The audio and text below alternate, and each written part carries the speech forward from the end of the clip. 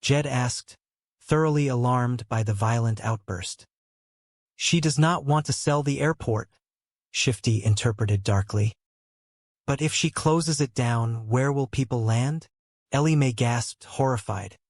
Oh, we got to have an airport. Yes, Shifty agreed gravely. Now look, you two stroll over and take a look at the capital.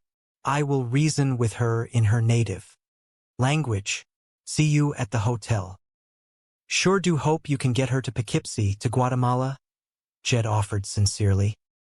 I will do my best, Shifty promised, watching them walk away. As soon as the family was out of earshot, Jed turned and waved a final, polite goodbye. So long, Schettenhoff. Do not take any wooden buffalo hides. You will not, Shifty muttered under his breath, turning back to his partner, his eyes blazing with a terrifying, absolute greed.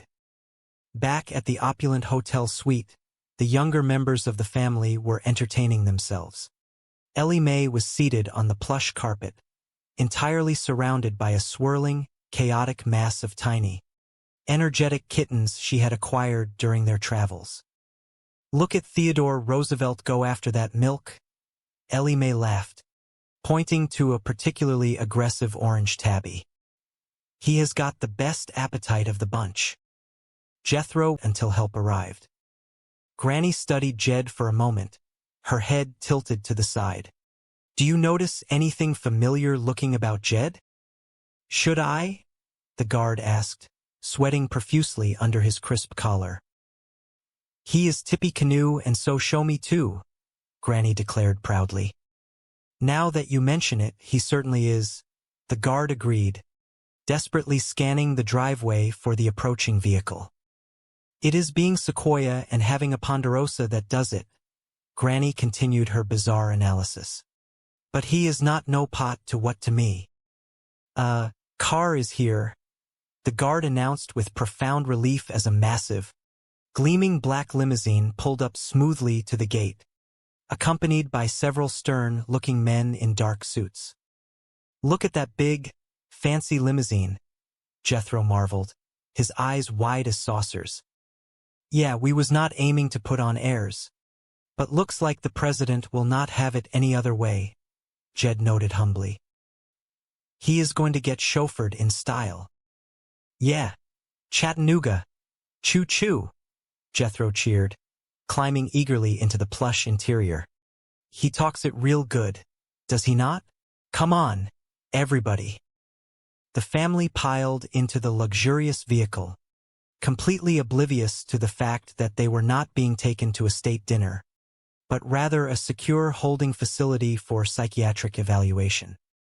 Sometime later, far away in the luxurious, sun-drenched office of the Commerce Bank back in Beverly Hills, Mr. Drysdale was desperately trying to undo the catastrophic damage of the day. He had summoned his nephew, a young man with a decidedly laid-back attitude, to help him run an impromptu carnival in the bank lobby to raise emergency funds. "Chief? Where are you, Chief?" Miss Jane called out, her voice echoing through the massive marble-lined hall. She pushed her way through a throng of screaming children, utterly bewildered by the chaos. "I have got to talk to you." "Did you buy a ticket?" Drysdale barked, leaning out from behind a makeshift cardboard ticket booth. "Well, of course not," Jane scoffed indignantly. "Right over there," Drysdale ordered, pointing a stubby finger. 25 cents. "What is going on in there?" Jane demanded, gesturing toward the main floor where a chaotic circus atmosphere had taken hold. "Buy a ticket and find out," Drysdale replied stubbornly. "Chief, this is important," Jane pleaded, her professional demeanor cracking under the sheer absurdity of the situation. "I have got to talk to you." "Not without the ticket." Jane sighed, digging into her purse and pulling out a shiny quarter.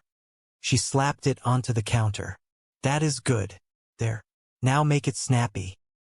"School will be out pretty soon," Drysdale explained, his eyes gleaming with frantic entrepreneurial energy.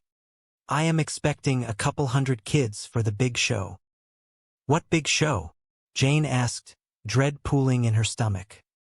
"Ellie's animals," Drysdale answered proudly. "If I am going to take care of them, I might as well make a buck. Children can see animals at the zoo for nothing. I have got an act they will not see at the zoo. Fearless leopard woman fights full-grown mountain lion with her bare hands." A loud, scratchy voice announced over a portable loudspeaker system echoing from the vault area. Jane closed her eyes, massaging her temples. "Where are you going to find anybody crazy enough to do a thing like that?"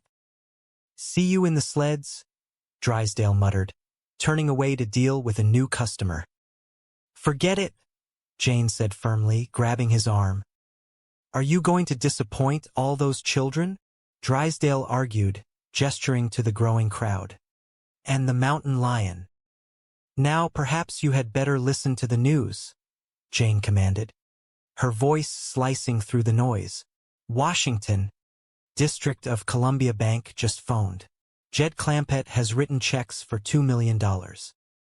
Drysdale froze, the color draining from his face as if a plug had been pulled from his toes. $2 million? He squeaked, his voice cracking horribly. "Who did they make out to?" "Cash," Jane revealed solemnly. "The bank simply wanted to know if they were good." "Well, I hope you told them no," Drysdale pleaded, collapsing against the counter. "Chief, I cannot lie," Jane stated, her moral code, unlike her employer's, remaining entirely intact. "You cannot lie. You cannot fight mountain lions. What do I need you for?" Drysdale lamented dramatically. "Well, for one thing, to take care of the bank while you are putting on kiddie shows," Jane pointed out with biting sarcasm. "Do not knock it," Drysdale defended weakly. 200 kids at 25 cents a throw, that is $75. "That is $50, Jane corrected automatically, her mathematical mind incapable of letting the error slide. "So you caught me," Drysdale sighed, defeated. "You would be surprised how many people do not. Now hop on a plane to Washington and bring the Clampetts home." "Well, what do I use for money?" Jane asked practically. "Oh, yeah, I forgot," Drysdale grumbled, pulling a thick wad of cash from his pocket. Here is $500. Bring back the change. Jane took the money, counting it rapidly. That is $300. So you caught me again, Drysdale muttered, his shoulders slumping. Big deal. Happy landings. I must say, Chief, Jane noted, her voice tinged with mild surprise, you are taking this all very calmly. Why not? Drysdale reasoned, a hollow, desperate logic taking hold. At least the Clampetts are not in the clutches of that confidence man, Shifty Schaefer. Meanwhile, back in Washington, Shifty Schaefer was pacing the luxurious carpet of the Clampetts' hotel suite, weaving an entirely new, incredibly complex tapestry of lies to explain their brief, bizarre incarceration. The family sat around him, listening intently, completely trusting his every word.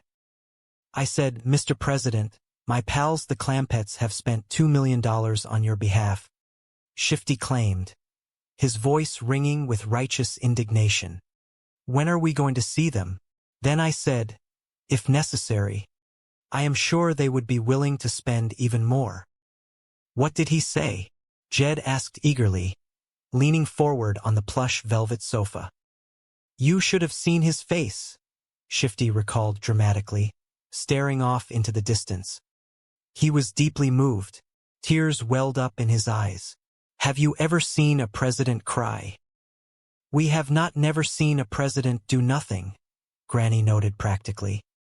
Granny, let Mr. Honest John tell a story, Jed gently reprimanded. What makes you think it is a story? Granny challenged, her sharp instincts occasionally piercing the fog of her innocence. Oh, yes, you mean the account of what happened, Shifty corrected quickly, smoothing over the bump in the narrative. Yes, well, just then the hotline from the Capitol building rang. Congress was in a turmoil. How come? Jed asked, concerned. Sitting Hawk has pitched her teepee on the grounds of the Capitol building and will allow no one to enter or leave her property, Shifty announced gravely. Well, that is right, Jed reasoned, his sense of fairness absolute. She owns a whole shooting match. Congress has adjourned. The country is paralyzed. A state of emergency has been declared. Shifty continued, painting a picture of national collapse. No one knows what to do. It is terrible. Jed stood up slowly, a look of profound, unwavering resolve settling over his strong features. Well, why do we not just go over to the Capitol and I will buy it from her? Shifty clapped a hand over his heart, feigning absolute awe. What an idea! What a patriotic gesture! Once again you have saved your country. The president will be overjoyed, Shifty promised, barely able to contain his glee. This time we would like to see the joy. Tell her I am a doctor, Jed added, remembering his frequent role as the family healer. Pale-faced Squaw Zuni. Flo nodded again, a look of profound respect crossing her painted face. Ah, Zuni. She is very impressed, Shifty noted. I did not get no Tallahassee out of her, Jethro complained, confused by the strange vocabulary. Tallahassee, Tallahassee, Flo muttered obligingly. That is better, Jethro smiled, satisfied. Sass, Catchawan. Shifty concluded the elaborate greeting.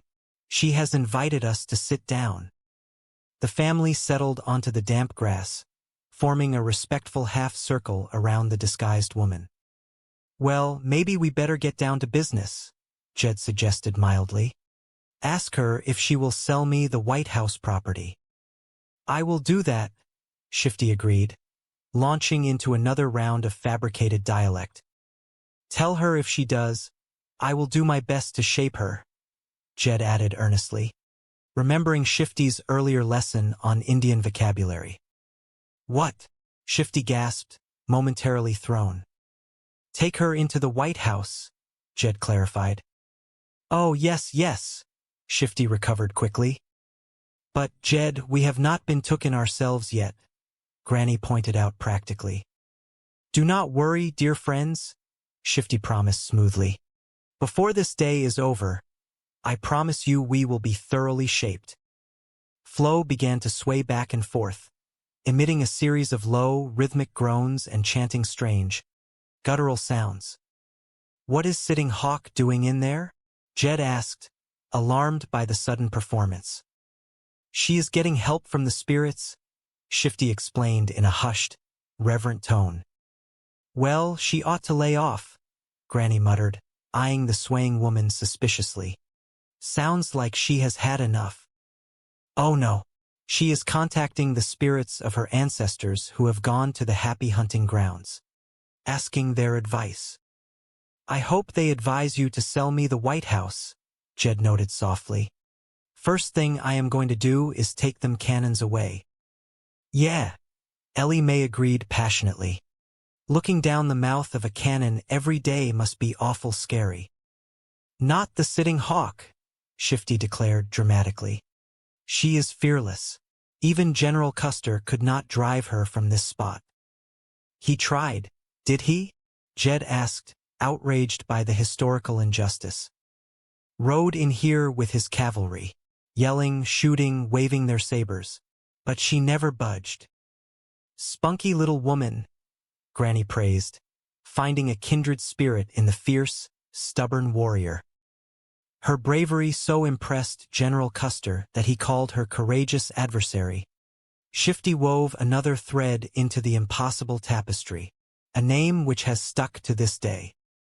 I would have called him a few names, Granny scoffed fiercely. Ah, Sitting Hawk got her revenge, Shifty noted darkly. She told her cousin Sitting Bull, you know what happened to Custer. Oh yeah, Jed nodded solemnly, remembering the famous battle.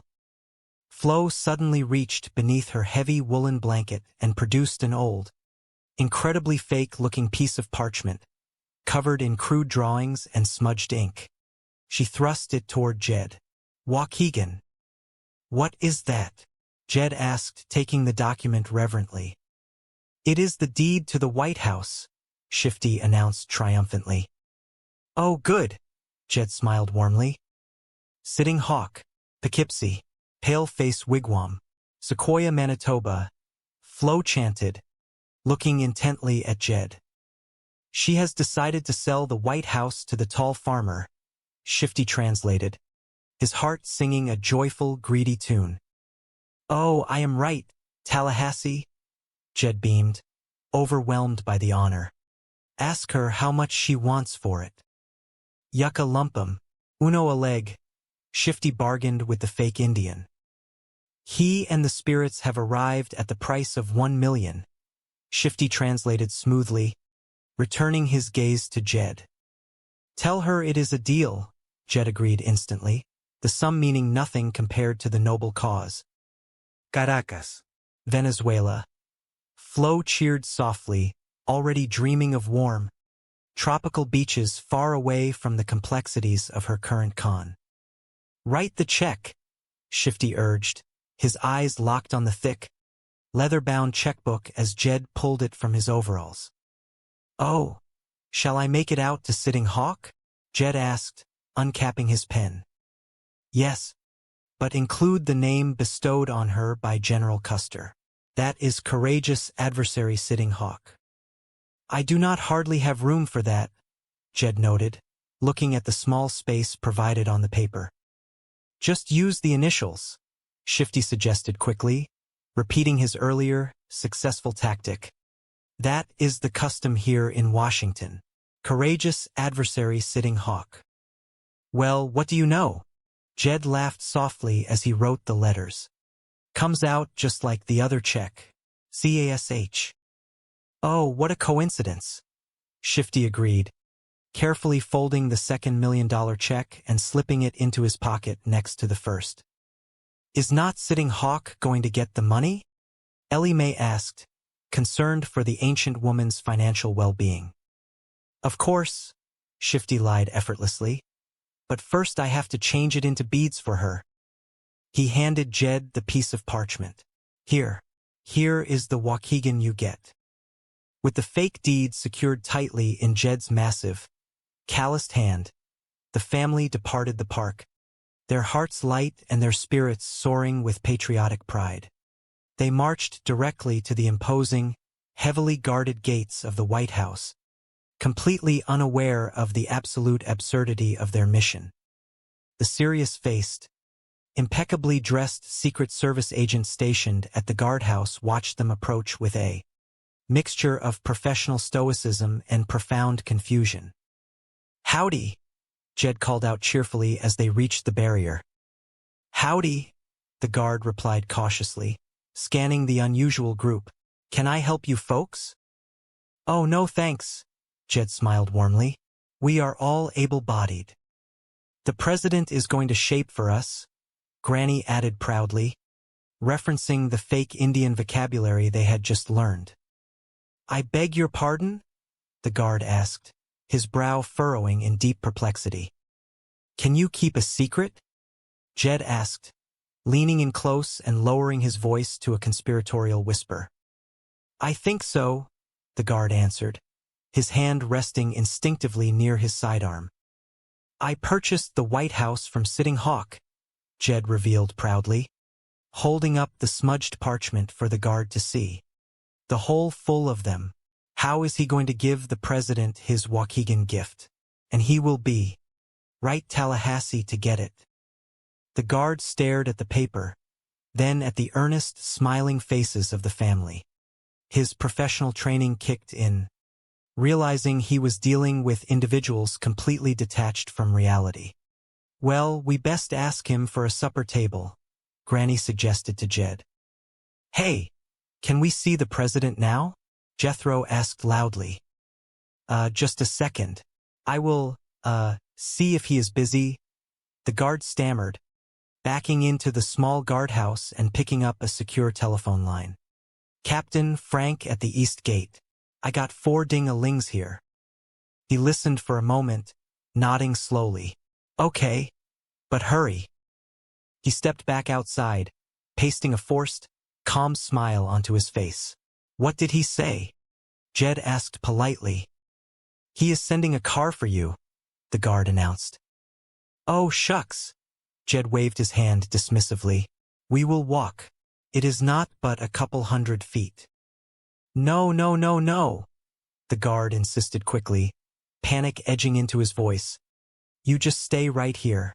The president would not have it any other way." "Well, that is real Cayuga," Jed nodded, touched by the consideration. "Oh, he is very Cayuga," the guard agreed, having absolutely no idea what the word meant but eager to keep them placated. "Last of the Columbia Indian," Shifty declared, already mapping out the intricate details of the ultimate con. The next morning, Shifty returned to the Clampett suite, his face arranged in an expression of profound, historical sorrow. He sat the family down and spun a tale so magnificent, so tragically compelling, that the good-hearted Clampetts hung on his every word. "And that, dear friends, is why the president is embarrassed to invite you to the White House," Shifty concluded softly, shaking his head. "You mean he does not even own the house he lives in?" Jed asked, deeply disturbed by the thought of the nation's leader living as a mere tenant. "Not so much as a stick of furniture belongs to him," Shifty confirmed solemnly. "That is terrible," Granny declared, her sense of justice outraged. "No wonder he cannot ask us to stay. I would feel the same way in somebody else's house." "Who owns it?" Jed asked. "The White House stands on Indian ground," Shifty revealed dramatically. "No," Jed breathed, stunned. "Yes, this entire area was once occupied by the Columbia Indians. That is why, to this day, it is called the District of Columbia." "Well, cannot the government buy it from the Indians?" Jed reasoned logically. "There is only one surviving member of the Columbia tribe, and she refuses to sell," Shifty explained, painting a vivid picture of a stubborn, ancient holdout. "She?" Ellie Mae asked softly, her heart going out to the lonely woman. "Yes, the ancient and noble princess Sitting Hawk." "What noble mean?" proud and defiant woman. Not all the pale-faced pony soldiers can drive her from the land she feels is rightfully hers. Why will not she sell? Jed asked, leaning forward intently. Sitting Hawk does not trust politicians. She says they speak with forked tongue. Shifty lied with effortless grace. Well, cannot the president get her to sell the White House to him? Jed wondered. Every chief executive since Lincoln has tried. Lincoln? How old is she? Granny asked, her eyes wide with astonishment. Well, no one knows for sure, but at least 150. Indians does live a long time, Jed murmured respectfully. She would not even sell to Lincoln? Granny asked. Well, she likes certain things about him. The fact that he was tall, a simple man, humble, honest. I would say that Lincoln and Teddy Roosevelt have come closest to impressing Princess. Sitting Hawk. She favored Teddy, did she? Jed asked. Well, he was a rugged outdoor man. She admired that. She liked his mustache. She called him Chief Hair on the lip. Them two was the only ones that come close, huh? Jed noted. Yes, if there only existed a man who combined the qualities of both. Tall, simple, humble, honest. A rugged outdoor man with a mustache. Shifty laid the trap with exquisite precision. One who had never been involved in politics. That is Jed, Granny declared proudly, slapping her knee. Who? Shifty asked, feigning innocent surprise. Jed Clampett. He is sitting right here, Granny insisted, gesturing broadly at her nephew. Shifty looked at Jed as if seeing him for the very first time. Now, Granny, by charge, I think she has got it. Shucks, no, Jed mumbled, genuinely embarrassed by the high praise. Did you hear that? Shifty pointed out to Granny. Shucks, no, says everything. He is simple, he is humble, he is honest. He is tall. And he has got hair on the lip. He is our man. Forget it. I cannot handle nothing as important as this, Jed protested, waving his hands defensively. Mr. Clampett, when Andrew Jackson, Old Hickory, was asked to fight the Battle of New Orleans, do you know what he said?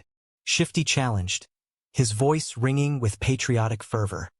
Forget it. I cannot handle nothing as important as this. Is that a fact? Jed asked, deeply moved by the historical comparison. But he won and you will win. History has chosen you, and you cannot refuse. Do it, Jed, Granny urged, her eyes shining with pride. Then we are sure to get an invite to the White House. Well, I am not going to do it just for that, Jed stated firmly, his motives remaining pure. Then you will do it? Shifty pressed eagerly. Well, at least the president is mine. Least I can do is try. Spoken like a true patriot, Shifty praised, clapping him heartily on the shoulder. I will take you to Princess Sitting Hawk and act as your interpreter. You talk Indian? Jethro asked, impressed. I learned as a child. The tongue of the Columbia Indians was the second language in our home. How come? Jed asked. Well, many moons ago my family befriended the tribe. When all other palefaces were against them, the Indians knew they could always find refuge in the home of a shaper. It was nice of your folks to take them in, Jed nodded approvingly, always admiring hospitality. Our name has become part of the Indian language, synonymous with hospitality, to this very day. To be taken in is to be shapered. Later that afternoon, Shifty led the trusting family to a secluded, overgrown section of a public park near the monuments. There, nestled amongst the trees, sat a small, incredibly unconvincing teepee. Sitting cross-legged before it was Flo, completely unrecognizable beneath layers of theatrical makeup, a heavy woolen blanket, and a headdress of cheap, brightly colored feathers. Look, Jed, I think I see her, Granny whispered, pointing a trembling finger. Is that her, Honest John? Jed asked, removing his battered felt hat in a gesture of deep respect. Yep, there she sits in front of her lonely teepee, the last of the noble Columbia Indians, the ancient and venerable Princess Sitting Hawk. Does she sit there all the time? Ellie Mae asked, her heart breaking for the solitary figure. Day and night, winter and summer, rain or shine, she keeps silent vigil over home. You think they would let her stay in a White House? Jed asked, appalled by the injustice. It is on her land. On the contrary, why, they have cannons to keep her out. Well, if that does not beat all, Granny scoffed angrily. Cannons to keep out a poor old 150-year-old Indian woman? You cannot hardly blame her for feeling spiteful. Is that why she wears all that war paint? Jethro asked loudly. Would you not if somebody pointed cannons at you? Shifty countered smoothly. Now you have sympathy and understanding for her cause. She is going to like you. I feel it. Can we go talk to her now? Jed requested. I will ask her. She has agreed to a powwow, Shifty announced, stepping forward to address Flo in a stream of utter, fabricated nonsense. Chattanooga. Choo-choo. Paleface Cayuga. What did you say? Jed asked respectfully. I told her you were very friendly. Good. Shifty turned back to Flo, Paleface Sequoia. She says you are tall. She likes that. Shifty translated seamlessly. Paleface Anderosa. She likes your mustache. Paleface Tippecanoe. Shoshone too. She says you are a combination of Lincoln and Roseland. That is right, Cayuga of her? Jed nodded, touched by the comparison. Paleface Potawatomi. Shifty threw in a new word. Flo shook her head vigorously. No, Potawatomi. What was that? Jed asked, concerned by the sudden negative reaction. She wanted to know if you are a politician. Tell her I am a farmer, Jed requested proudly. Paleface Manitoba, Shifty communicated. Flo nodded slowly, raising a hand. Ah, Tallahassee. She is very pleased, Shifty beamed. He rushed back to his apartment, throwing the checks onto the table. He and Flo celebrated their spectacular, impossible victory. They had $10 million. They planned to leave the country immediately, securing a lifetime of unthinkable luxury. But as they packed their bags, a soft, polite knock came at their door. Honest John opened it to find Jed and Granny standing in the hallway, holding their hats respectfully. They had come to find Flo, who was still wearing her ridiculous makeup and feathers. What followed was not a confrontation, but an outpouring of pure, radiant goodness. Jed stepped forward and looked Honest John straight in the eye. His voice trembled with genuine emotion as he told the con man that he was the finest, most decent human being on the face of the earth. Granny chimed in, wiping a tear from her eye, praising Honest John as a living saint. Jed explained that they had realized the truth. They believed that Honest John, a handsome and successful man, had selflessly married this poor, tragic 150-year-old Indian woman simply to give her comfort in her final days. They praised his boundless compassion, his pure heart, and his absolute dedication to helping those less fortunate. Granny declared that if the whole world possessed the kindness of Honest John, there would be no more sorrow or trouble anywhere. They blessed the two of them, calling them beautiful newlyweds, and wished them eternal happiness.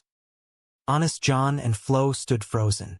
The sheer weight of the Clampetts' absolute, unwavering belief in their goodness hit them like a physical blow. They were hardened criminals used to dealing with greedy, cynical people. But facing this level of pure, unadulterated innocence and grace, their defenses crumbled.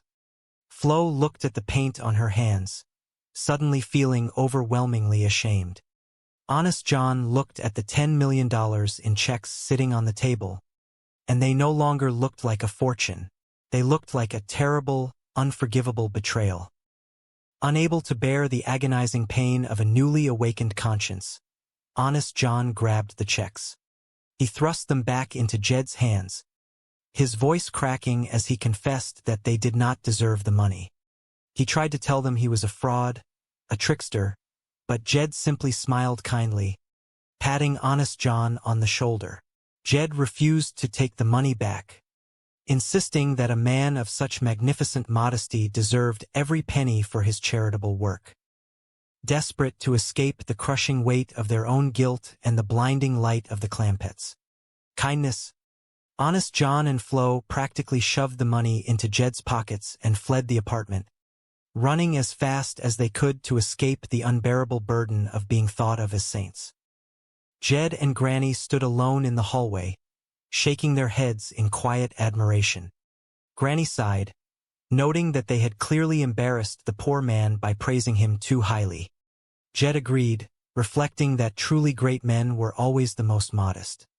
Content that they had done their best to help their country and their friends, the Clampett family gathered their belongings and Ellie Mae's newly acquired kittens.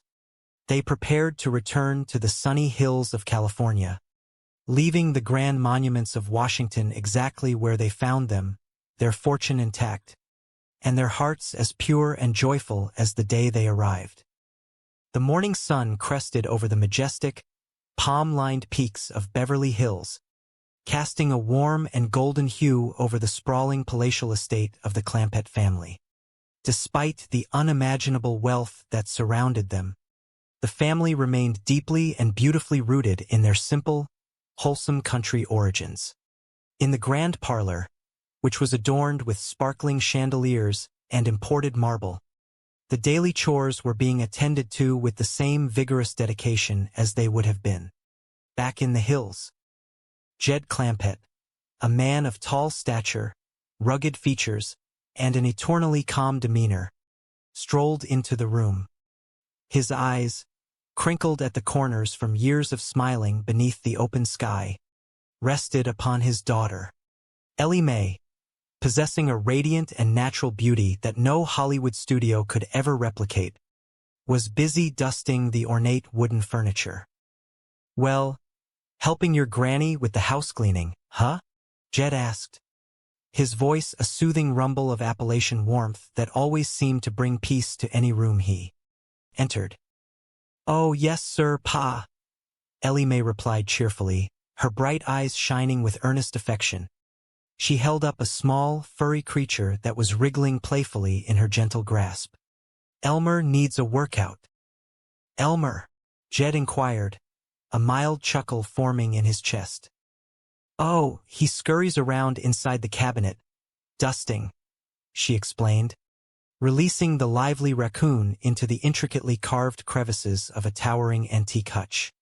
"How is it going, Elmer?" she called out to the little animal.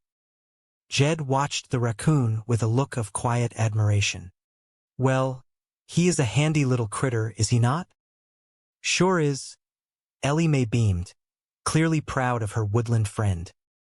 "That raccoon fur is better than feathers for picking up lint, Jed," Granny announced as she bustled into the room, a feather duster in one hand and a look of fierce determination on her weathered face.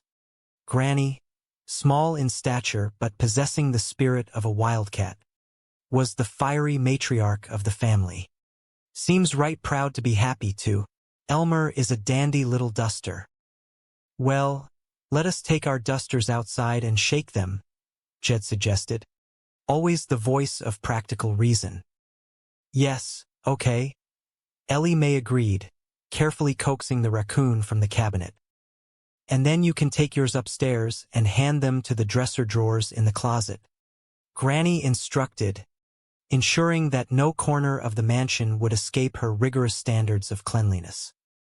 As Ellie Mae headed toward the grand staircase, Jethro Bodine bounded into the room. Jethro, a young man built like a sturdy oak tree but possessing the innocent, albeit easily confused, mind of a child, looked at his uncle with a ponderous expression. "Uncle Jed," Jethro began, his brow furrowed in deep thought. Old Honest John has not never come back to pick up his $700,000. He is that. Wait, can I have it as an advance against my allowance? 50 cents a week. Jed looked at his nephew, a fond but realistic smile touching his lips. That will take a while to pay back, Jethro. I am young, Jethro countered, puffing out his broad chest. You are not that young, Jed replied softly. Besides, Honest John needs that money to help fight smog. You know, I would like to throw my brain into the fight against smog. It is a dandy cause. They say what it will take to whip it is brains and money, Jethro noted, tapping his temple significantly. Well, if it fixed us, we got it made, have we not? Jed reasoned gently. I reckon we got a leg up on us. Elmer and me will get busy upstairs. Fine, Ellie, Granny said as Ellie Mae and the raccoon departed. Then, turning to Jed, a sudden thought struck her. Oh, Jed, that reminds me. Mr. Drysdale called and said he was coming by to pick up this money. Jed paused on the staircase, his calm expression shifting to one of mild confusion. How come? Well, he said folks had an order to keep $700,000 in cash around the house. Granny explained, her hands resting on her hips. He has got the hives from worrying about it. I am sorry about the hives, Jed said, his tone reflecting genuine sympathy for their high-strung banker neighbor. But I promised his money to Honest John to fight smog. Jethro stepped forward, his eyes gleaming with newfound purpose. I am thinking about jumping into the fight against smog, too, Granny. Well, Mr. Drysdale said that this money belongs back in the vault at his bank. And he is coming by to pick it up, Granny reiterated, warning lacing her tone. I do not think I can let him have it, Jed stated with the unwavering moral clarity that defined his character. Promise is a promise. I am going to fight smog, Granny, Jethro declared again. Jethro, whose imagination was fueled by spy stories and adventure tales, instantly concluded that the milkman was actually a top-secret government agent using a clever cover. Identity. When the milkman left a standard delivery note on the porch, Jethro retrieved it, convinced it was a coded message from the real president ordering them to travel to Washington in secret.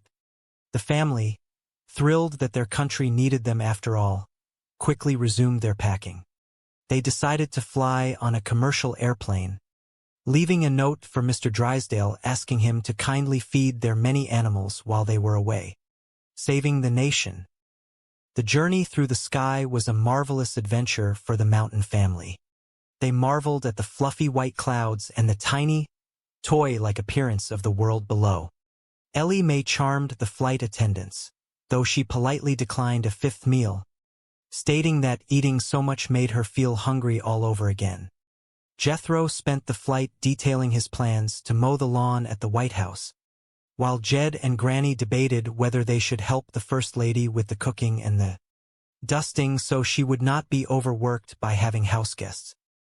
Upon landing in the magnificent city of Washington, the Clampetts hailed a taxicab. They gazed in sheer wonder at the grand, towering monuments of white marble, the wide, sweeping avenues and the lush green parks. They arrived at the imposing iron gates of the White House, carrying their luggage and their jars of homemade preserves. Jed politely approached the stern-faced security guards, requesting entry so they could sit down for supper with the president and present him with their $95 million. The guards, thoroughly confused by this earnest, plainly dressed family making such astronomical claims, politely but firmly refused them entry. While the Clampetts stood outside the gates trying to figure out how to announce their arrival, a familiar face appeared from the crowd. It was Honest John, the very same slick, talking confidence man who had previously tried to swindle them in California. Honest John could hardly believe his extraordinary luck. Here were the wealthiest, most gullible people he had ever met, standing right in his territory with their checkbook open.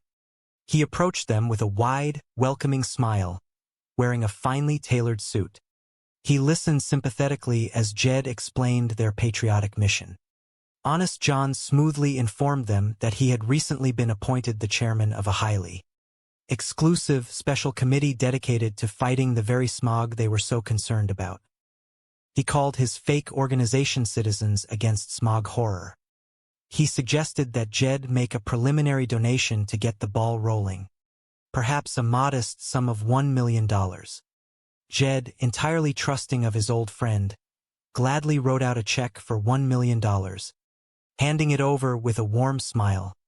Honest John's hands trembled slightly as he took the slip of paper, his mind racing with greedy possibilities. Knowing he needed to keep the Clampetts away from real authorities, Honest John offered to put them up in a lavish hotel while he supposedly arranged their security clearances with the president. He escorted them to a magnificent suite overlooking the entire city. Granny admired the view but noted that it simply was not the White House. Ellie Mae found a stray cat in the alley behind the hotel, which soon multiplied into a whole litter of kittens she named after historical figures like George Washington and Abraham Lincoln.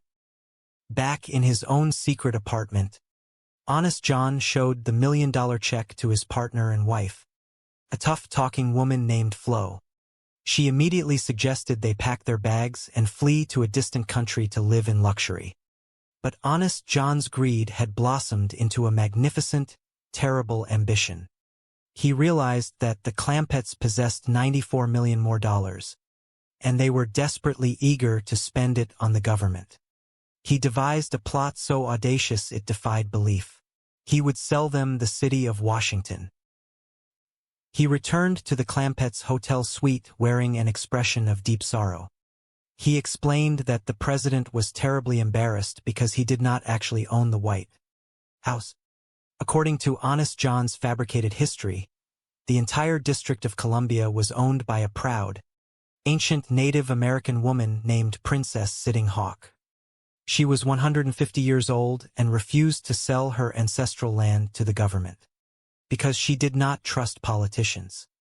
Honest John spun a masterful tale. He claimed that Princess Sitting Hawk had only ever liked two leaders, Abraham Lincoln, because he was tall, simple, and honest, and Theodore Roosevelt, because he was a rugged outdoorsman with a mustache. Honest John looked pointedly at Jed. He declared that Jed Clampett perfectly combined the traits of both great men. Jed was tall, simple, honest, rugged, and possessed a fine mustache.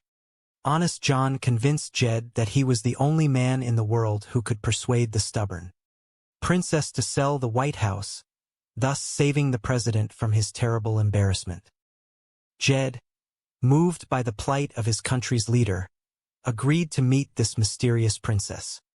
Honest John led the family to a secluded park area where he had instructed Flo to set up a small canvas tent. Flo was dressed in ridiculous, exaggerated Native American garb, her face smeared with colorful paint. As the Clampetts approached respectfully, Honest John acted as a translator, speaking absolute nonsense words that sounded vaguely like geographical locations. Flo played her part perfectly, grunting and nodding in approval as she looked Jed up and down. Honest John translated her nonsensical words, claiming that she recognized Jed as a noble, honest farmer and a true gentleman. Jed, deeply touched by her apparent wisdom, asked how much she wanted for the property. After a brief, theatrical negotiation of fake words, Honest John announced that Princess Sitting Hawk would part with the White House for the bargain. Price of $1 million. Without a moment of hesitation, Jed wrote another check, making it out to the initials of her supposed full honorary title, which conveniently spelled the word cash. The Clampetts bowed respectfully to the disguised woman, their hearts full of genuine sympathy for the poor, ancient princess who had lived out in the cold for over a century. Armed with a handwritten receipt that they believed was a genuine property deed, the Clampetts returned to the gates of the White House. They proudly informed the guards that they were the new rightful owners of the property and wished to step inside to surprise the president with the good news. The guards, now thoroughly alarmed by this family carrying a fake deed and talking about buying the government, decided they were dealing with people suffering from severe delusions. They gently escorted the family to a nearby medical facility for a psychological evaluation. The Clampetts, however, remained entirely unbothered. They assumed the clean, quiet hospital ward was simply a special guest house reserved for very important visitors. They found the doctors to be very polite, though asking rather strange questions. Eventually, after a few phone calls to California, Mr. Drysdale managed to intervene from afar, explaining who the Clampetts were and securing their release.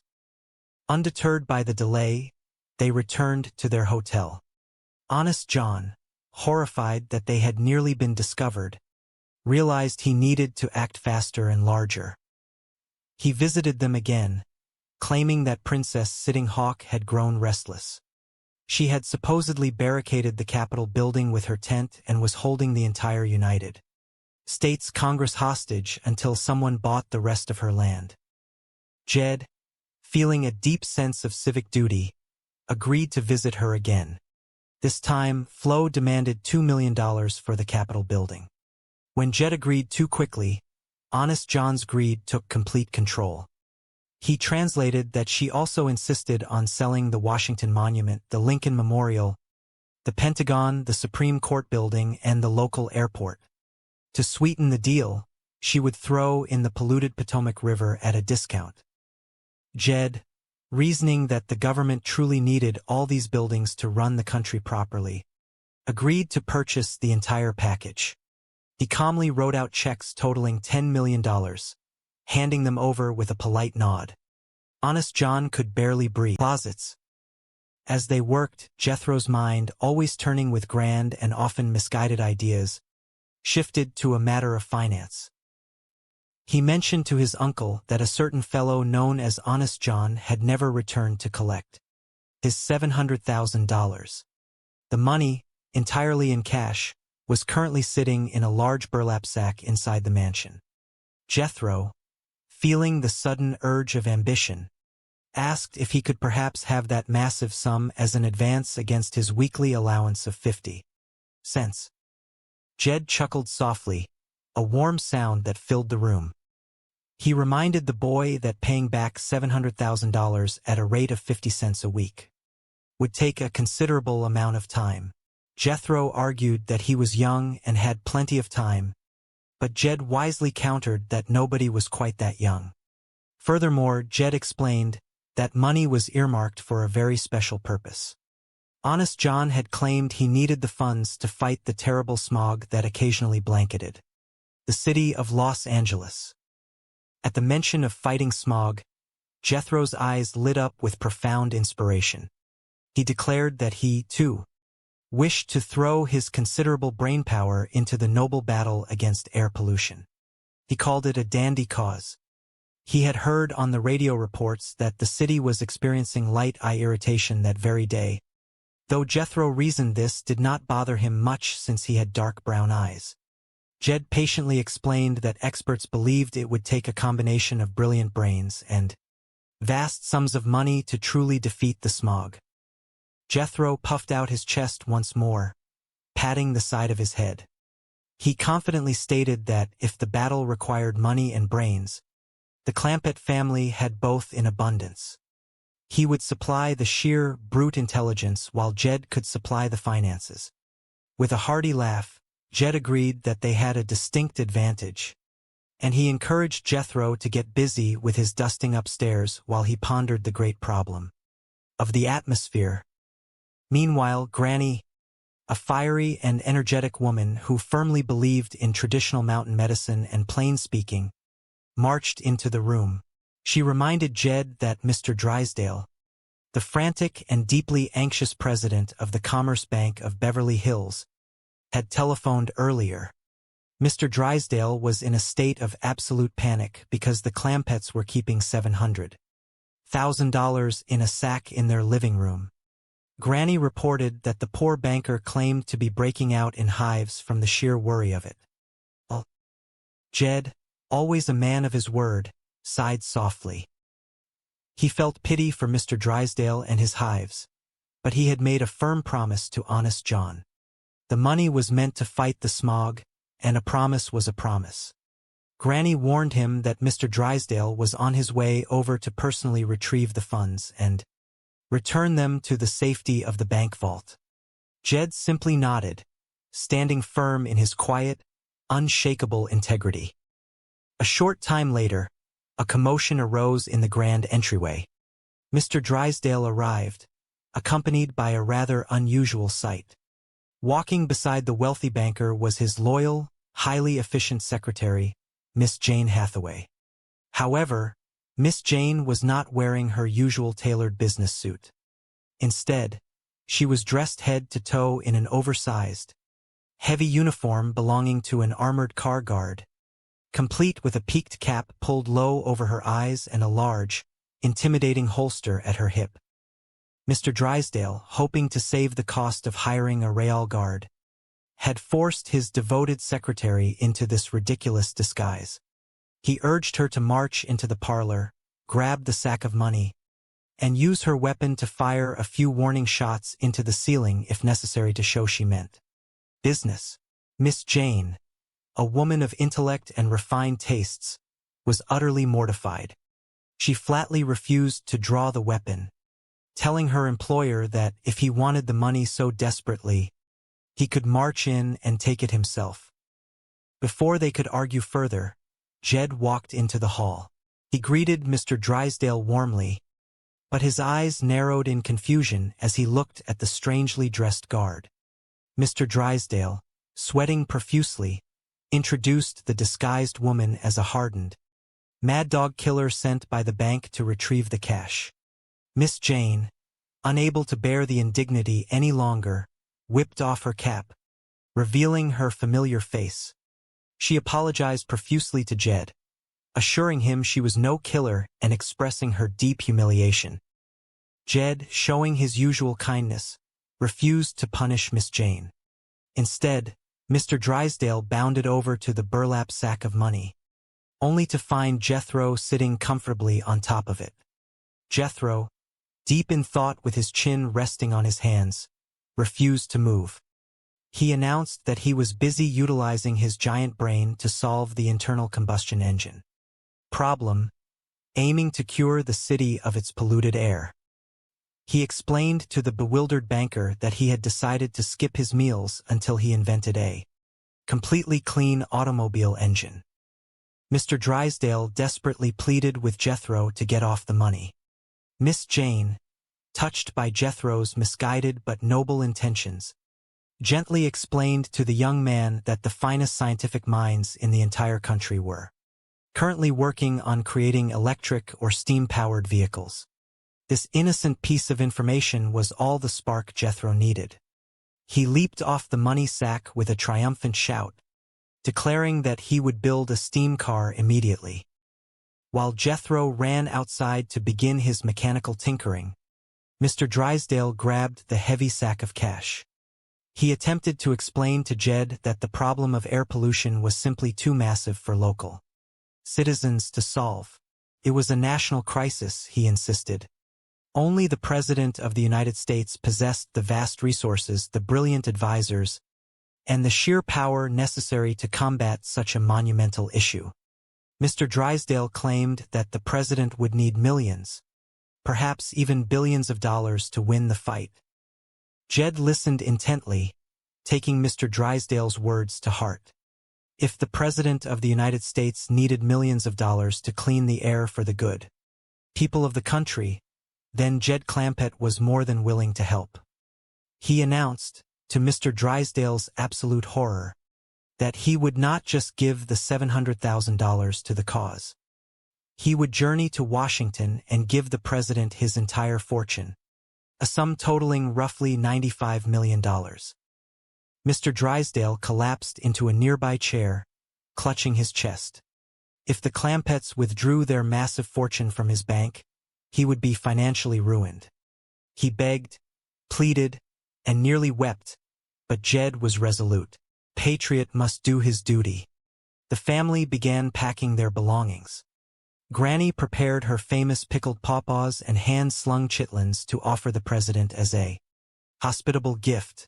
Ellie Mae, Jed's beautiful and tender-hearted daughter, gathered a small family of baby possums to present to the First Lady. Desperate to stop them, Mr. Drysdale hatched a frantic scheme back at his bank office. He hired a tremendously talented vocal impressionist named Rich Little. He instructed the impressionist to call the Clampett mansion and pretend to be the President of the United States. When the telephone rang in the Beverly Hills mansion, Jed answered with respectful awe.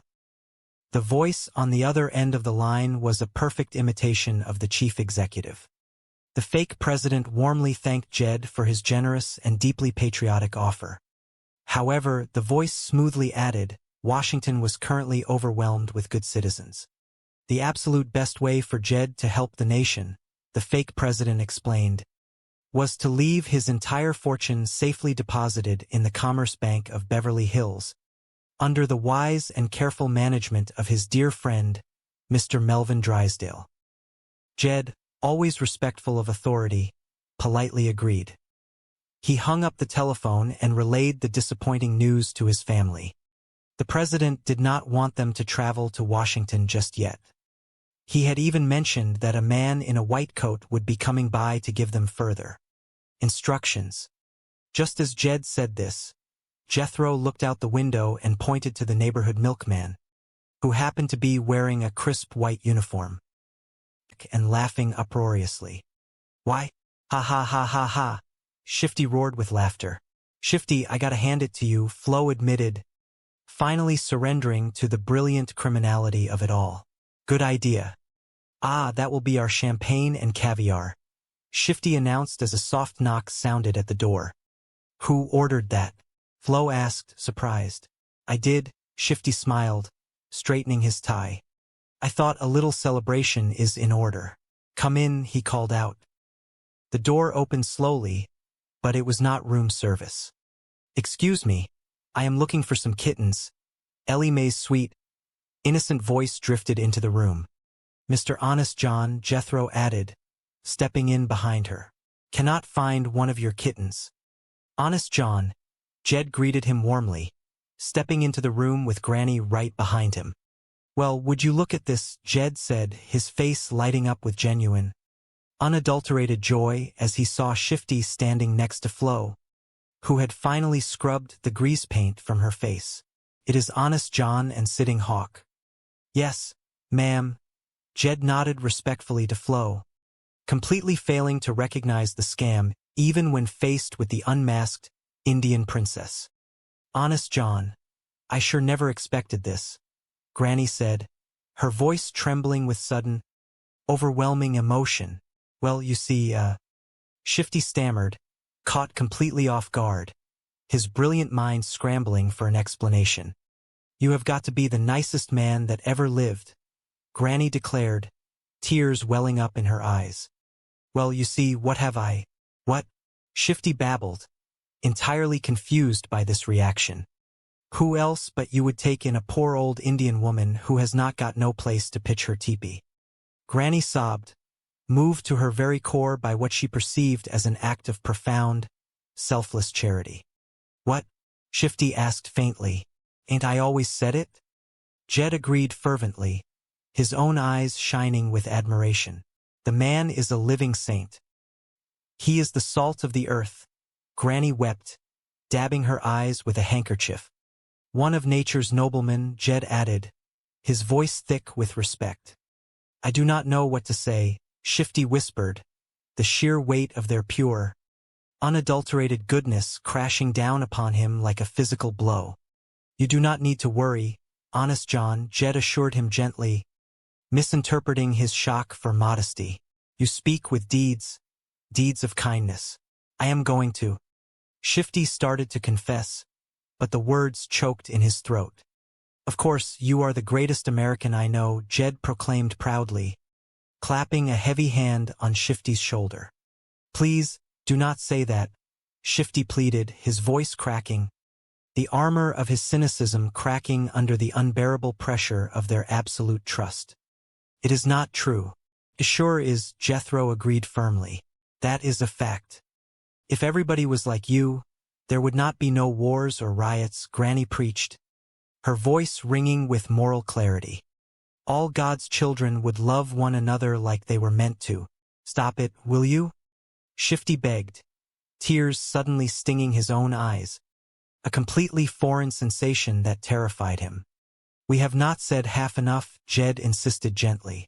Why, you must be the finest man that ever lived. Look, you want to know the kind of man I am? Shifty shouted desperately, needing to shatter their illusions before they broke his heart completely. I am a confidence man. That is the truth. We got nothing but confidence in you. Jed smiled warmly, missing the confession entirely. You do not know what you are saying. Shifty groaned, burying his face in his hands. I do not, huh?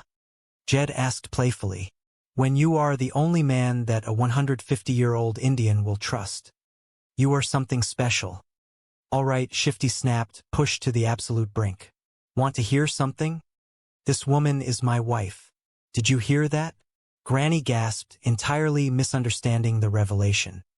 This blessed man married this poor old hag to make her last days on earth happy. Listen to me, Shifty pleaded, grabbing Flo's arm. We work together. We are Confederates. Glory be, Granny cheered, throwing her arms up in delight.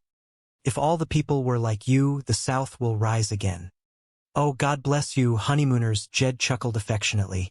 Granny, I think we had best get out of here before we all go to ball. Wait a minute, Shifty called out, his voice hoarse, his spirit utterly broken by the impenetrable shield of their innocence.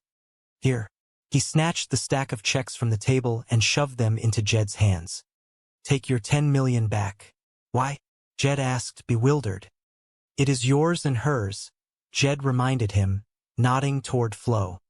We do not want it, Shifty said firmly, his eyes shining with genuine tears of remorse.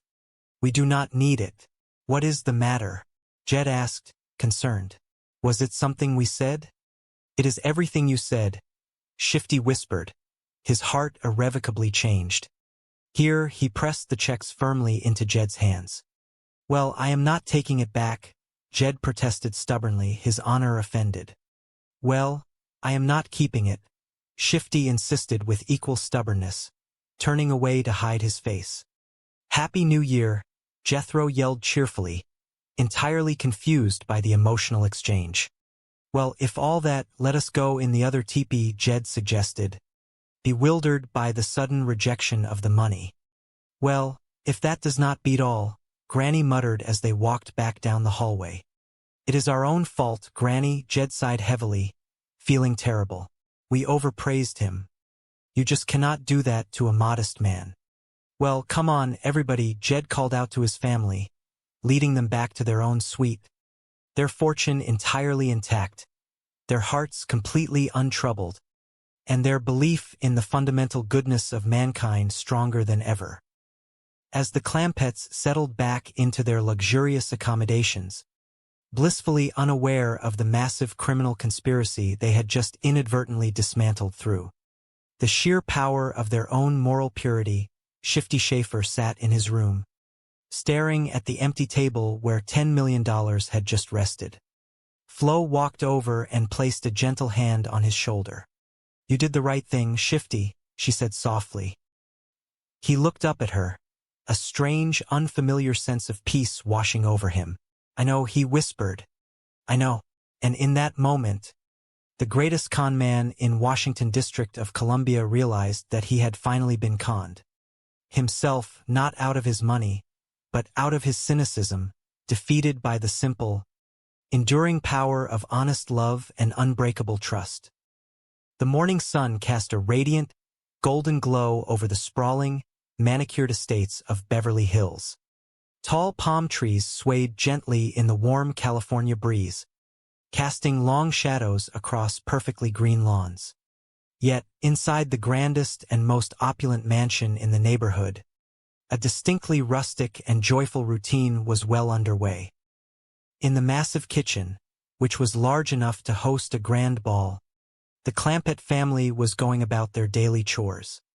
Jethro Bodine, a young man of towering height and boundless enthusiasm, was busy helping his grandmother clean the massive wooden cabinets.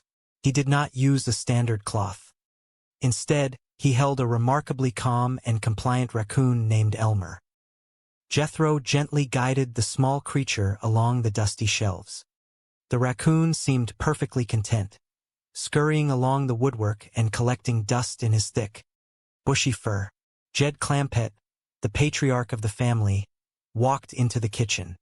He was a tall, lean mountaineer with a calm demeanor, a gentle smile, and a weathered face that spoke of years of simple, honest living. He watched his nephew with a look of mild amusement. Jethro grinned broadly, his chest puffing out with pride. He explained to his uncle that a raccoon's fur was vastly superior to any feather duster for picking up stray lint. The little animal, Jethro noted, seemed genuinely proud of his work, happy to be of service. Jed nodded in agreement, observing that Elmer was indeed a dandy little duster. He suggested that they take their living dusters outside to shake them clean, after which Jethro could take his raccoon upstairs to clean the dresser drawers in the large congressional committee to handle the acquisition. Make your check payable to Committee Acquiring Senate Headquarters. That is a lot to write, Jed noted again. Could I not just use the initials again? Good idea, Shifty praised him. The Washington short form. Committee Acquiring Senate Headquarters. Jed wrote it down carefully. Well, what do you know? Comes out CASH again. Honest John, Jethro interrupted, his simple logic finding a flaw. If Jed is buying the capital from Sitting Hawk, why cannot she get to keep the money? She will, Shifty lied brilliantly, but first Congress has to convert it to buffalo hide. Well, there you are, Slimiel, Jed said, handing the check over and using the Yiddish insult he thought meant genius. What was that? Shifty asked, startled. Oh, the Indian word for genius, yeah, Jed smiled innocently. Now can we get to see the president? Of course, Shifty promised instantly. First, however, Sitting Hawk has authorized me to offer for sale several other choice parcels of local real estate. Ixnay? Flo suggested using Pig Latin. Ixnay. Shifty nodded. That is the Washington Monument. Ixnay. Amscray, Flo added. What is Amscray? Jed asked. That is the Lincoln Memorial, Shifty improvised wildly. She will only sell them if you take them both. She does not want to break up a set. Well, I reckon it would not do no harm to look at them, Jed agreed amiably. Well spoken, my friend, Shifty smiled, his mind swimming in visions of unimaginable wealth. Grrr. Flo growled suddenly. Guatemala, she hissed under her breath. Guatemala pronto. What did she say? Jed asked, startled by the outburst. She does not want to sell the airport, Shifty translated frantically, trying to cover her slip. But if she closes it down, where will people land? Jed asked, concerned for the traveling public. Oh, we got to have an airport, Granny agreed. Yes, Shifty nodded rapidly. Now look. You two stroll over and take a look at the capital. I will reason with her in her native language. See you at the hotel. Sure do hope you can get her to Poughkeepsie, to Guatemala, Jed said encouragingly as he walked away. I will do my best, Shifty promised fervently. So long, Sitting Hawk, Jed called back. Do not take any wooden buffalo hides, Jethro shouted happily. You will not, Flo muttered darkly as they disappeared.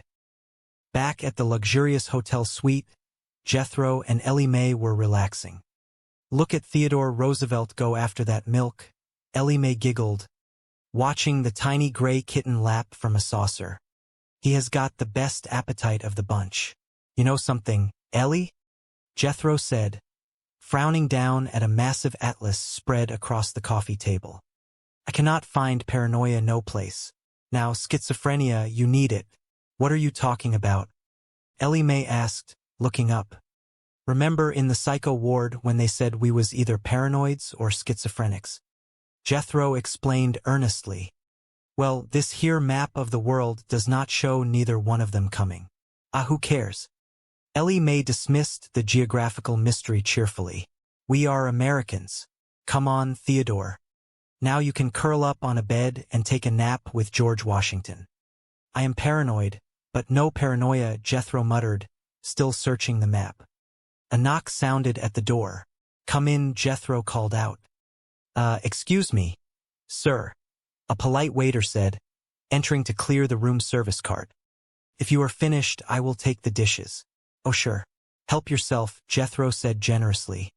Tell me something, Jethro added, leaning against the table. Do I look foreign to you? No, the waiter replied, surprised by the question. Why? Some folks think we are a family of paranoics or schizophrenics, Jethro explained seriously. What folks? The waiter asked, raising an eyebrow.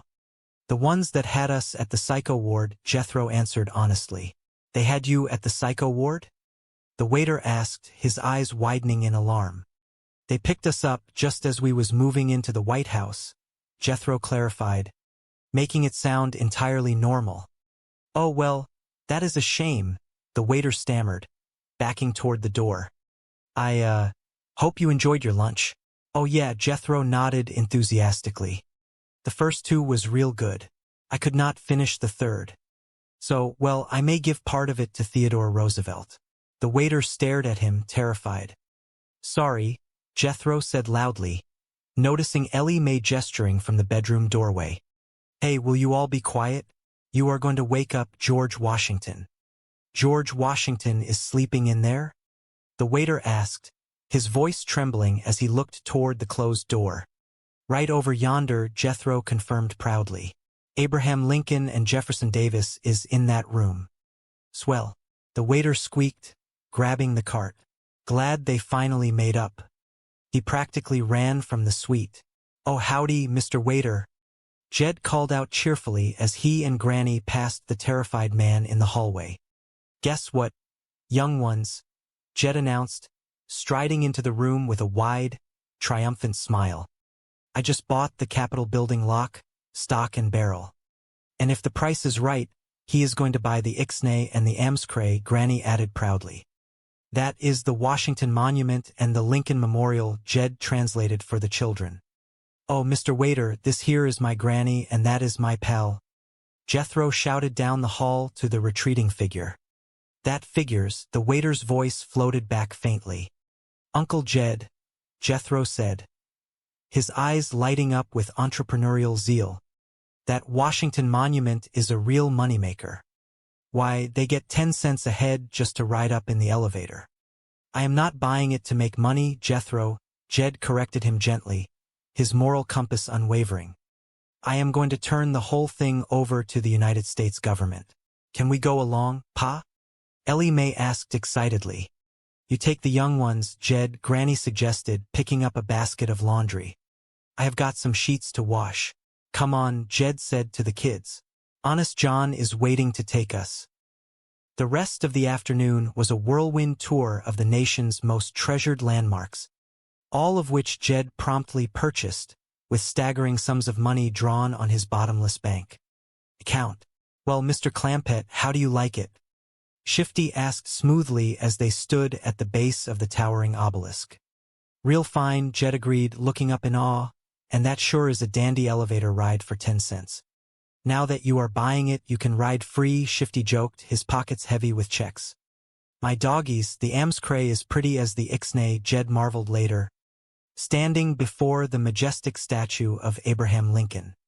And it is all yours for the bargain price of $1 million. Shifty proclaimed generously. Hey, Uncle Jed, Jethro interrupted, pointing across the street. Now that you bought the Supreme Court building, can I be a judge? How about that, Honest John? Jed asked, always looking out for his nephew. It is a sentence, Shifty quipped instantly. I will talk to the president. But, Honest John, Jed asked later, looking at a map, what would I do with a Pentagon? We will figure something, Shifty waved away the concern. It is too good a bargain to pass up.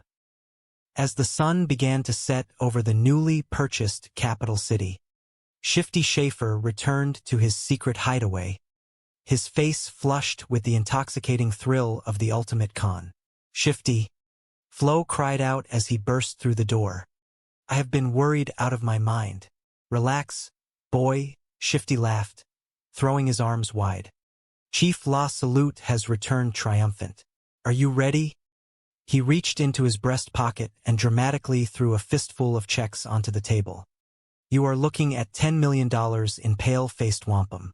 10 million? Flo gasped, her eyes bulging at the staggering sum. And you wanted to quit with 2?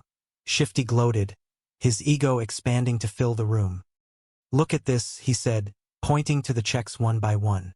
Smart Control, the White House, the Capitol, Washington Monument and Lincoln Memorial, the Zoo, Supreme Court Building, the Pentagon, Dulles Airport, Library of Congress, the Potomac River. You got $1 million for the Potomac River? Flo asked, stunned by the sheer audacity of the lie. Well, it was so polluted I let it go cheap, Shifty joked. Throwing his head back, Mr. Drysdale slammed a quarter onto the table. Now make it snappy. School will be out pretty soon, Miss Jane explained cheerfully, ignoring his fury. I am expecting a couple hundred kids for the big show. What big show? Mr. Drysdale demanded. Ellie's animals, Miss Jane replied simply. If I am going to take care of them, I might as well make a buck. Children can see animals at the zoo for nothing, Mr. Drysdale pointed out logically. I have got an act they will not see at the zoo, Miss Jane countered with a wicked grin. Fearless leopard woman fights full-grown mountain lion with her bare hands. Where are you going to find anybody crazy enough to do a thing like that? Mr. Drysdale asked, bewildered. See you in the sleds, Miss Jane said, gesturing vaguely. Forget it, Mr. Drysdale groaned. Are you going to disappoint all those children? Miss Jane asked mockingly. And the mountain lion. Now perhaps you had better listen to the news, Mr. Drysdale said, his voice dropping to a terrified whisper. Washington District of Columbia Bank just phoned. Jed Clampett has written checks for $2 million. $2 million? Miss Jane gasped, dropping her ticket roll. Who did they make out to? Cash, Mr. Drysdale sobbed. The bank simply wanted to know if they were good. Well, I hope you told them no, Miss Jane said urgently. Chief, I cannot lie, Mr. Drysdale wailed, his fiduciary duty warring with his terror of losing the account. You cannot lie, Miss Jane repeated incredulously. You cannot fight mountain lions. What do I need you for? Well, for one thing, to take care of the bank while you are putting on kiddie shows. Mr. Drysdale snapped back, recovering his authority. Do not knock it, Miss Jane defended her enterprise.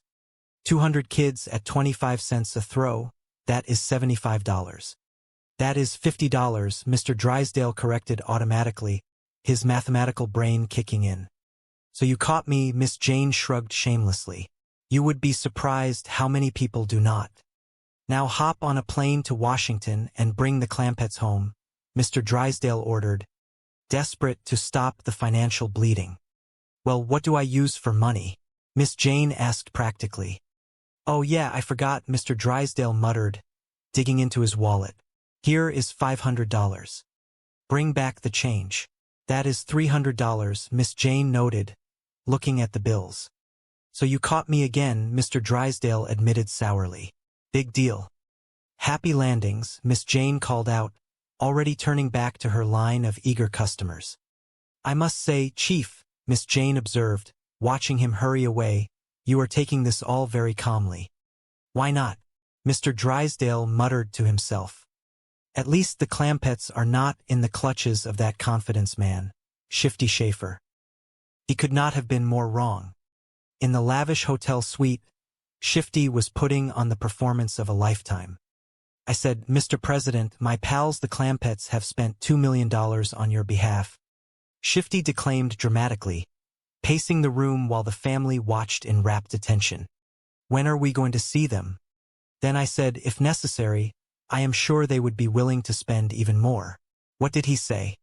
Jed asked, completely captivated by the story. You should have seen his face, Shifty whispered reverently. We would like to, Granny muttered, still annoyed about the lack of an invitation. He was deeply moved, Shifty continued, ignoring her. Tears welled up in his eyes. Have you ever seen a president cry? We have never seen a president do nothing, Jethro pointed out factually. Granny, let Mr. Honest John tell a story, Jed reprimanded gently. What makes you think it is a story? Granny asked suspiciously. Oh, yes, you mean the account of what happened, Shifty recovered smoothly. Yes, well, just then the hotline from the Capitol building rang. Congress was in a turmoil. How come? Jed asked, leaning forward. Sitting Hawk has pitched her teepee on the grounds of the Capitol building and will allow no one to enter or leave her property, Shifty announced with grave importance. Well, that is right, Jed agreed, respecting property rights. She owns the whole shooting match. Congress has adjourned. Shifty continued painting the picture of national paralysis. The country is paralyzed. A state of emergency has been declared. No one knows what to do. It is terrible. Jed stroked his chin thoughtfully. Well, why do we not just go over to the Capitol and I will buy it from her? What an idea, Shifty gasped, clapping his hands together as if struck by divine inspiration. What a patriotic gesture. Once again you have saved your country. The president will be overjoyed. This time we would like to see the joy, Granny insisted firmly. Moments later, the Clampetts were standing in awe before the magnificent dome of the United States Capitol building. My doggies, that is just about the prettiest building I ever did see, Jed whispered reverently, his hat held respectfully against his chest. It is even bigger than the White House. I think I see Sitting Hawk, Jethro pointed. Where, Jed? Granny asked, squinting into the distance. Had her teepee pitched in the bushes, yonder, Jethro directed them. ISN, is it terrible to think that our nation's capital can be barricaded by one stubborn Indian?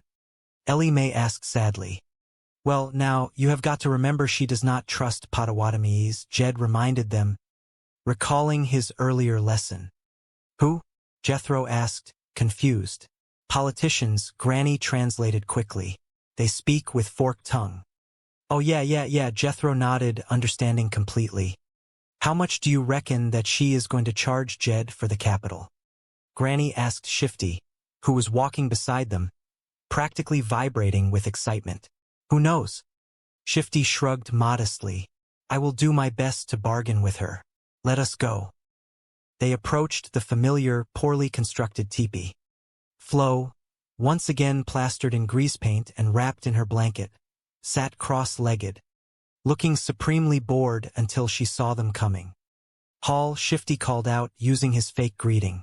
Howdy, ma'am, Jed said politely. Sequoia, Manitoba, Ponderosa. Flo chanted, pointing at Jed. Yep, Jed agreed warmly. Tall farmer with a mustache. That is me. Minnehaha Zuni, Flo said, looking at Granny. I know Zuni means doctor, Granny observed sharply. But what is that haha business? Minnehaha means lovely lady, Shifty translated smoothly, flattering her ego. Lovely lady doctor. Ain't that nice? Granny smiled, completely disarmed. Schlemiel, Flo grunted, pointing at Jed again. What does that mean? Jed asked, genuinely curious. Loosely translated, Shifty said without missing a beat, that means genius. Sure got you pegged, Granny agreed heartily. Ask her what she will take for the Capitol, Jed prompted, eager to get down to business. Potawatomis. Flo spat the word with fake disgust. Now Gonset make an offer, Shifty advised Jed. Do not start too high, Jed, Granny cautioned wisely. Leave room to dicker. I will, Jed promised. You want me to loosen her up with a shot of fire water? Granny offered helpfully. No, Shifty declined hastily, afraid Flo might break character if intoxicated. Well, honest John, Jed reasoned, I paid her 1 halogany for the White House. Ask her if she will take that for the Capitol. We can try, Shifty said doubtfully. Chickasaw, Wichita, halogany, Shifty chanted at Flo. Walker, Finoke. Flo replied sharply, shaking her head. What did she say? Jed asked. I am afraid there is no polite way to interpret that. Shifty sighed dramatically. I take it she tore me down, Jed concluded humbly. Very rudely, Shifty confirmed. Powwow, wigwam, Tacoma, Halogany, Shifty tried again. She is asking 2 million. Shifty translated her silence. Tell her to go Okefenokee, Granny commanded fiercely, ready to haggle. Granny, Jed scolded gently. Well, honest John, if that is her rock-bottom price, I reckon we will have to meet it. Tacoma, Halogany. Shifty confirmed to Flo Tuscaloosa. Flo nodded deeply. Tuscaloosa, Shifty echoed. It is a deal. Shall I, give the check to Princess Sitting Hawk? Jed asked, reaching for his pocket. No, Shifty stopped him quickly. There is a special